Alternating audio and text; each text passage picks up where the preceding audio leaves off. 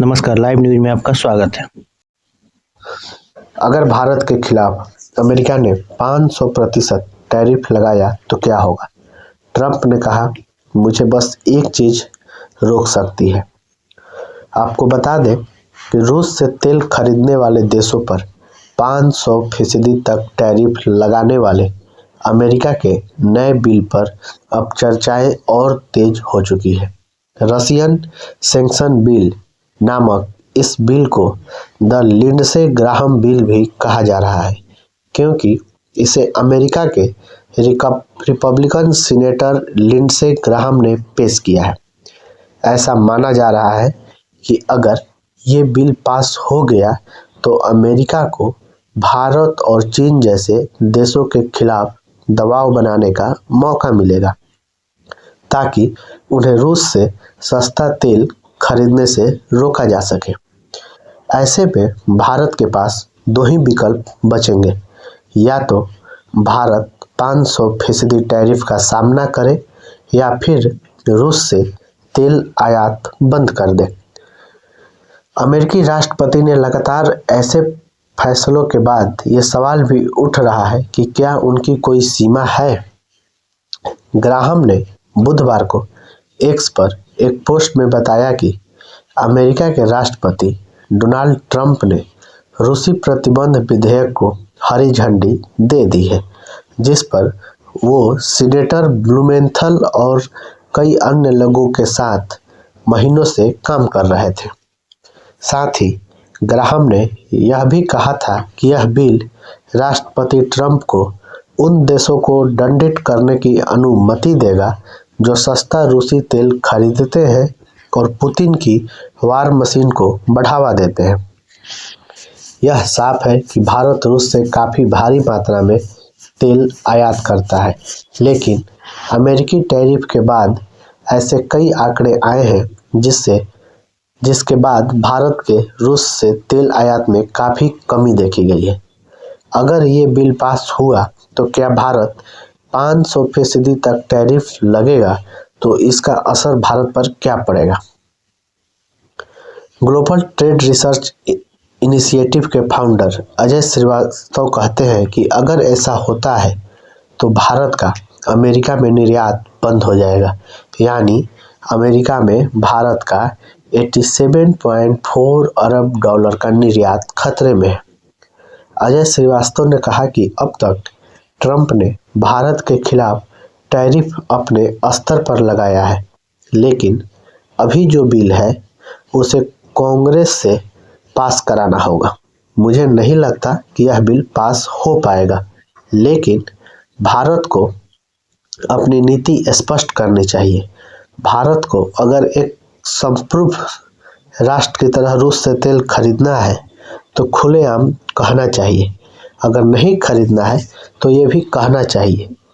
ऐसा तो नहीं हो सकता कि अगर आप अमेरिका टैरिफ का भी नुकसान सहे और रूस से तेल आयात भी कम करते जाएं। अमेरिकी मीडिया आउटलेट ब्लूमबर्ग ने लिखा है कि दिसंबर में रूस से भारत का तेल आयात जून में 21 लाख बैरल प्रति दिन के उच्चतम स्तर से 40% घट गया। यह ट्रंप के लिए एक उल्लेखनीय उपलब्धि मानी जा रही है, क्योंकि उन्होंने व्लादिमीर पुतिन की युद्ध मशीन तक नकदी के प्रवाह को रोकने और यूक्रेन संघर्ष को समाप्त करने के प्रयास तेज कर दिए हैं। 2024 में भारत ने अमेरिका को 87.4 अरब डॉलर का सामान निर्यात किया था, जो देश के कुल निर्यात का लगभग 5वां हिस्सा था। द न्यूयॉर्क टाइम्स को दिए गए एक इंटरव्यू में जब उनसे पूछा गया कि उनकी वैश्विक शक्तियों की कोई सीमा है या नहीं, इस सवाल पर के जवाब में राष्ट्रपति ट्रंप ने कहा कि हाँ, एक चीज़ है, मेरी अपनी नैतिकता, मेरा अपना दिमाग, वही एक चीज़ है जो मुझे रोक सकती है। प्रेसिडेंट ट्रंप ने कहा कि मुझे अंतर्राष्ट्रीय कानून की ज़रूरत नहीं है, मैं लोगों को नुकसान पहुंचाने की कोशिश नहीं कर रहा हूं। क्या ट्रंप प्रशासन को अंतर्राष्ट्रीय कानूनों का पालन करना चाहिए? जवाब में ट्रंप ने कहा कि मैं करता हूं, लेकिन इसका फैसला मैं करूंगा। यह इस बात पर निर्भर करता है कि अंतर्राष्ट्रीय कानून की आपकी परिभाषा क्या है। आपको बता दें कि अमेरिका ने जहां एक और 500% तक टैरिफ बढ़ाने का बिल लाया है, वहीं इस बिल के साथ साथ अमेरिका ने खुद को भारत के नेतृत्व वाले इंटरनेशनल सोलर अलायंस समेत 1 दर्जन अंतर्राष्ट्रीय संगठनों से बाहर कर लिया है। भारत सरकार ने अब तक अमेरिका के आईएसए से निकलने के फैसले पर कोई बयान जारी नहीं किया है। आईएसए इंटरनेशनल सोलर अलायंस है। भारत और फ्रांस ने मिलकर इस संगठन का गठन किया था, जिसमें 90 से ज़्यादा सदस्य देश शामिल है और इसका मुख्यालय नई दिल्ली में है। साथ ही अमेरिका की ओर से यह घोषणा तब की गई थी जब इस हफ्ते भारत के लिए नामित अमेरिकी राजदूत सर्जियो गोर दिल्ली पहुंचने वाले हैं। वह 12 जनवरी से भारत के राजदूत और दक्षिण मध्य एशिया के विशेष दूत का पद संभालेंगे।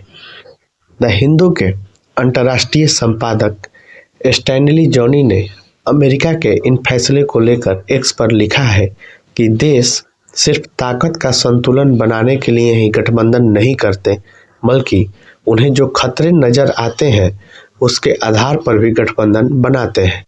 अगर अमेरिका एक बेलगाम महाशक्ति की तरह व्यवहार करता रहा तो उसके खिलाफ संतुलन बनाने वाले गठबंधन बनेंगे, और अगर यह बेहद आक्रामक 500% टैरिफ वाला कानून लागू हो जाता है तो भारत को अमेरिका के साथ अपनी समग्र वैश्विक रणनीति साझेदारी की बुनियादी सोच पर दोबारा विचार करने के लिए मजबूर होना पड़ेगा।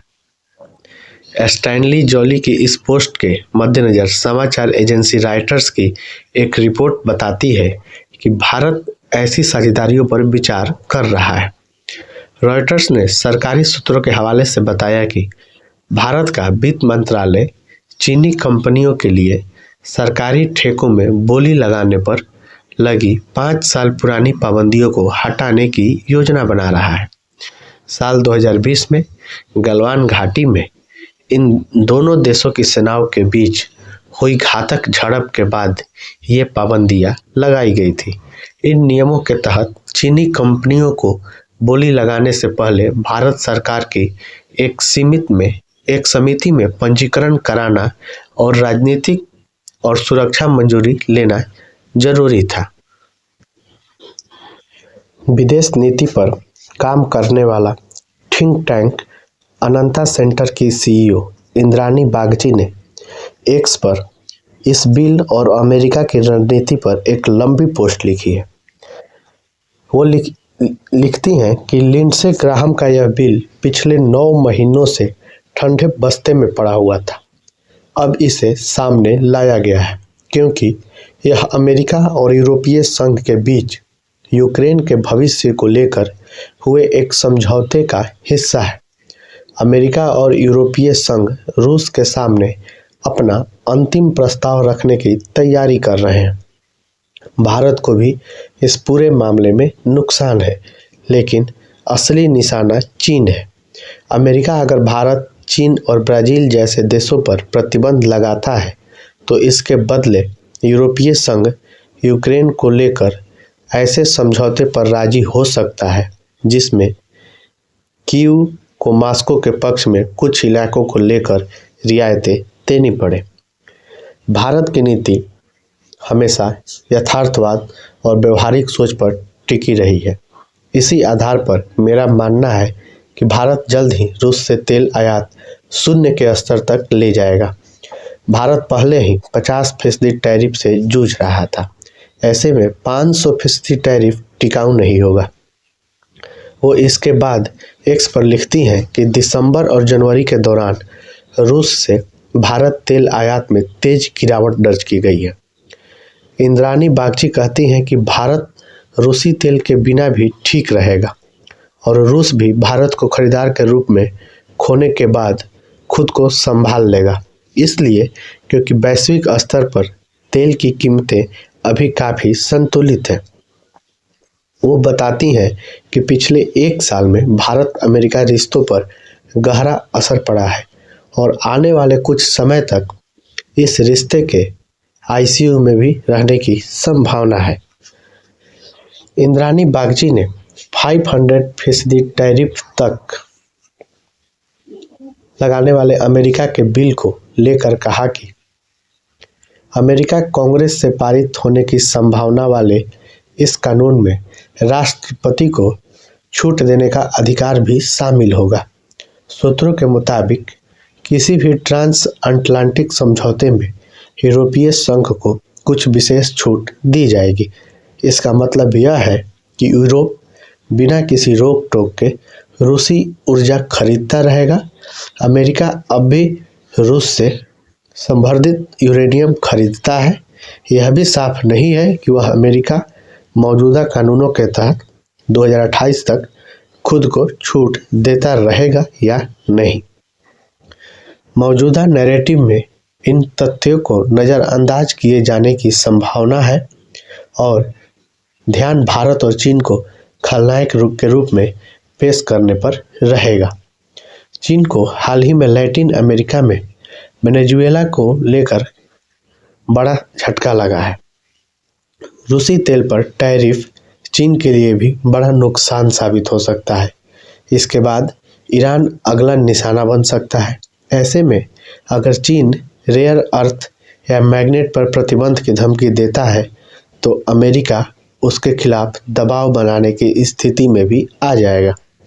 वहीं भारत के अंग्रेजी अखबार द इकोनॉमिक टाइम्स ने अपनी रिपोर्ट में दावा किया है कि इस बिल से खास तौर पर भारत को निशाना बनाया जा सकता है, जबकि चीन के काफ़ी हद तक सुरक्षित रहने की उम्मीद है। चीन, भारत और ब्राज़ील जैसे देश रूसी तेल के सबसे बड़े खरीदारों में से एक है।